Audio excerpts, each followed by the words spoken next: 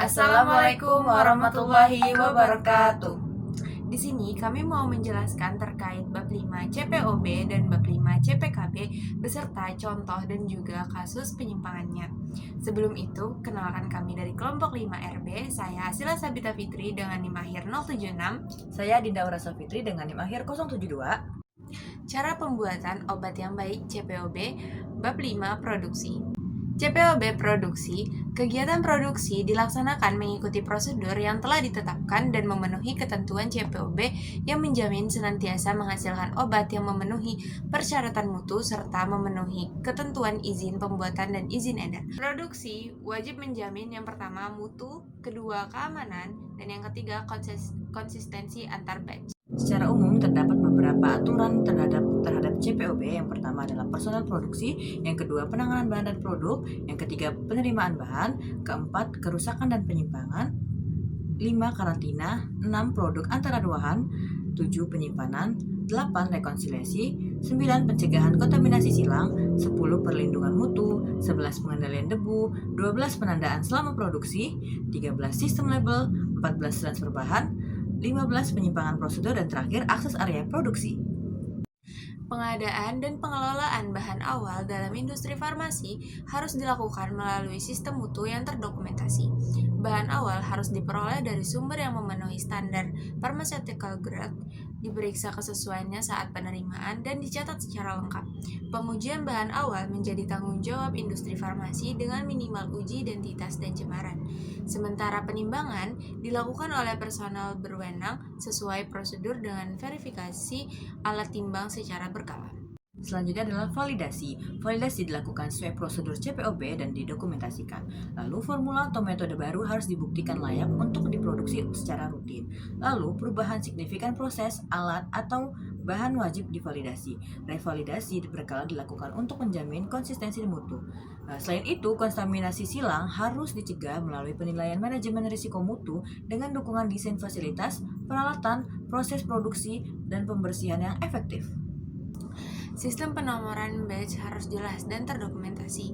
Nomor batch saling terkait antara proses pengolahan dan pengemasan. Nomor batch tidak boleh digunakan kembali, dan setiap pemberian nomor batch harus segera dicatat dalam buku log. Dalam penimbangan dan penyerahan bahan, wajib terdokumentasi dan direkonsiliasi. Hanya bahan lulus QC dan belum kadaluarsa yang digunakan. Satu area penyerahan hanya untuk satu batch.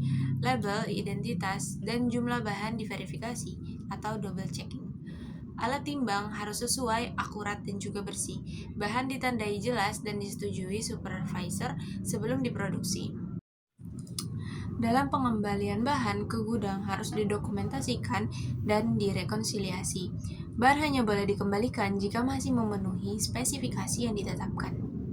Dalam operasi pengolahan produk antara dan produk ruahan, semua bahan, peralatan, dan area pengolahan harus diperiksa, bersih, terlabel dengan benar, serta digunakan sesuai prosedur untuk mencegah kecampur bauran dan kontaminasi silang.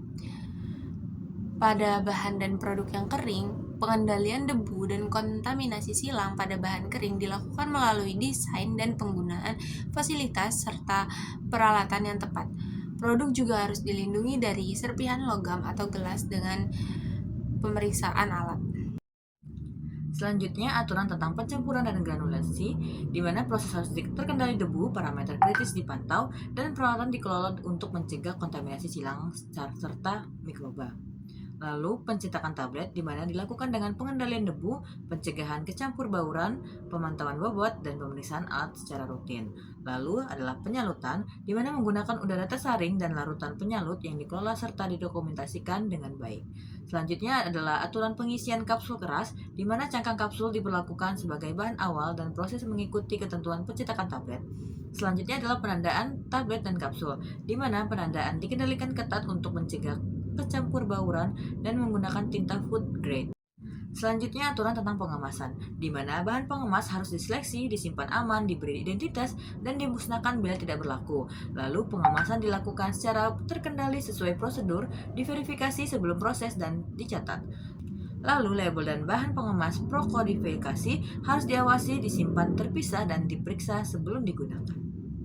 Selanjutnya, aturan tentang pengawasan selama proses, di mana dilakukan sesuai prosedur tertulis untuk menjamin keseragaman dan mutu batch yang hasilnya akan dicatat. Yang pertama, produk atau bahan ditolak dan bahan diulang harus diberi label, disimpan terpisah, dan hanya boleh diulang atau pulih dengan persetujuan manajemen mutu serta tetap memenuhi spesifikasi. Selanjutnya, produk kembalian, di mana dievaluasi mutunya. Yang tidak memenuhi syarat wajib dimusnahkan. Selanjutnya adalah dokumentasi. Semua tindakan wajib dicatat dan dapat ditelusuri. Karantina produk jadi ditahan di karantina sampai diloloskan oleh manajemen mutu.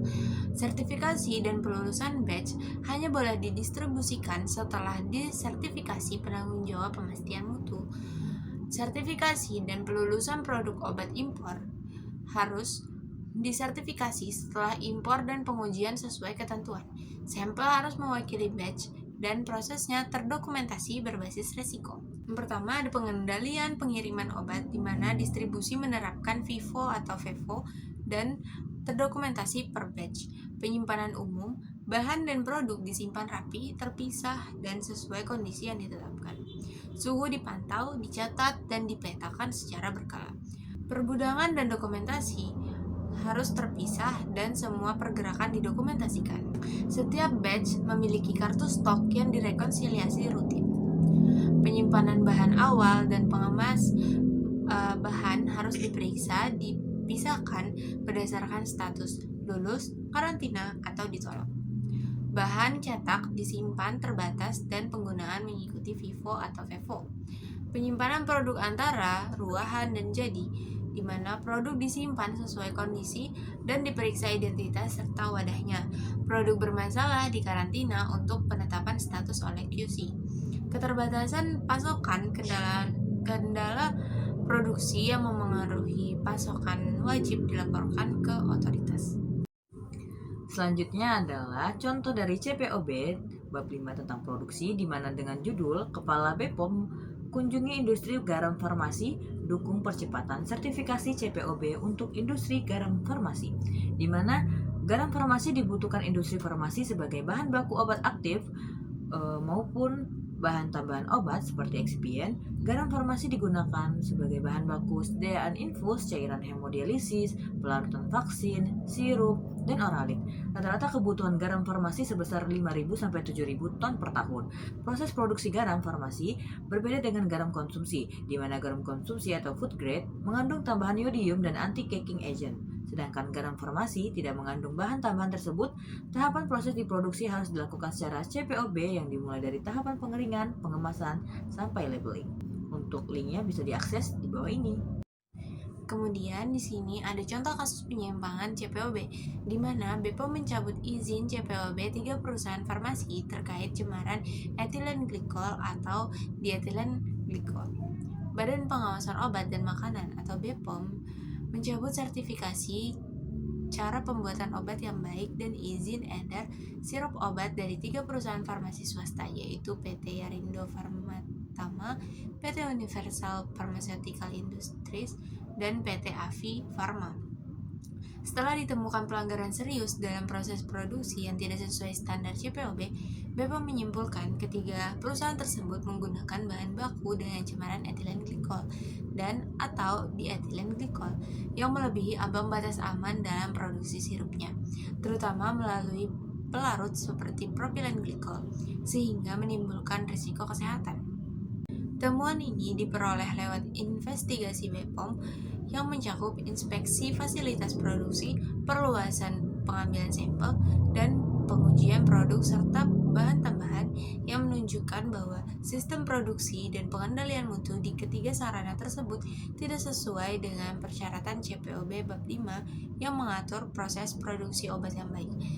Sebagai bagian dari sanksi administratif, BPOM memerintahkan pemberhentian produksi, penarikan dari peredaran, serta pemusnahan semua produk sirup yang terdampak, dan terus mengintensifkan pengawasan terhadap penggunaan pelarut dan potensi cemaran di produk obat serupa.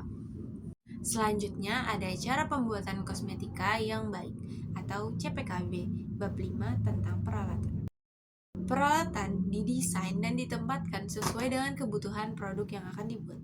Peralatan yang digunakan dalam pembuatan kosmetika memiliki desain dan konstruksi yang tepat dengan pertimbangan antara lain: pertama, kapasitas yang direncanakan; kedua, ukuran ruangan; ketiga, penempatan di posisi yang tepat; keempat, menjamin keseragaman mutu dan keamanan kosmetika; dan yang kelima, menjamin keamanan. Selanjutnya, desain dan konstruksi, di mana bahan peralatan yang kontak langsung dengan produk tidak boleh bereaksi atau menyerap bahan.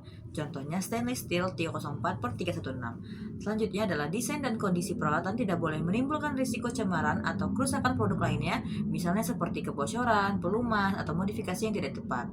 Lalu, keamanan dan kebersihan peralatan harus terjamin, mudah dibersihkan, dan untuk bahan mudah terbakar, tahan terhadap ledakan. Selanjutnya, instalasi dan penempatan, di mana peralatan ditempatkan untuk mencegah campur baur dan kontaminasi mendukung alur kerja. Mudah dibersihkan, peralatan berdebu dipisah dan produk bayi atau mata perlu dikontrol mikroba.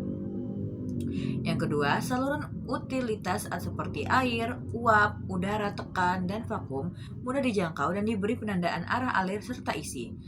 Yang ketiga, sistem penunjang seperti tata udara, air, uap, dan gas harus berfungsi secara baik, dikenali jelas dengan udara terfilter dan air sesuai standar. 5.3 atau pemeliharaan, di mana peralatan penimbangan, pengukuran, dan pengujian harus dirawat serta dikalibrasi dan ditera secara berkala sesuai prosedur tetap untuk menjamin ketelitian alat dengan periode kalibrasi yang telah ditetapkan. Terakhir adalah kalibrasi, di mana dilakukan menggunakan kalibrator yang tersertifikasi atau oleh lembaga yang diakui, dan seluruh hasil perawatan serta kalibrasi wajib dicatat dan disimpan sesuai ketentuan. Berikutnya ada contoh CPKB, di mana industri Maklon dukung pertumbuhan kosmetik brand lokal. Pada Economic Outlook 2026 dalam Exclusive Business dan Factory Visit di PT Mas Mosem Indonesia, pengamat bisnis dan ekonomi Helmi Yahya, keberlanjutan bisnis kosmetik tidak hanya ditentukan oleh inovasi dan tren pasar, tetapi juga oleh kesiapan sistem, tata kelola, dan konsistensi dalam menjaga kualitas. Helmi menilai model bisnis Maklon memungkinkan pemilik merek untuk fokus pada pengembangan pasar, distribusi, dan penguatan merek, sementara proses produksi ditangani pihak yang memiliki keahlian dan infrastruktur yang memadai. Selanjutnya terdapat contoh kasus penyimpangan CPKB bab 5, di mana dengan judul BPOM gerebek pabrik kosmetika ilegal di Jelambar. Petugas mendapati karyawan tertangkap tangan melakukan produksi atau pembuatan dan pengemasan kosmetika tanpa izin edar. Ruko 3 lantai tersebut berfungsi sebagai tempat produksi krim, sabun, toner, sabun cair, dan tempat penyimpanan atau gudang bahan baku dan produk jadi di lantai 1. Lantai 2 digunakan sebagai tempat pencetakan sabun, dan lantai 3 digunakan sebagai tempat penyimpangan cetakan sabun dan kemasan kosong. Dari hasil operasi tersebut, disita barang bukti berupa alat produksi, bahan baku, produk ruahan, dan produk jadi senilai kurang lebih 2,5 miliar rupiah. Barang bukti diamankan berupa 12 jenis kosmetik ilegal, 12 jenis bahan baku, dan 15 jenis alat produksi. Sekian dari kami. Wassalamualaikum warahmatullahi wabarakatuh. Bye-bye.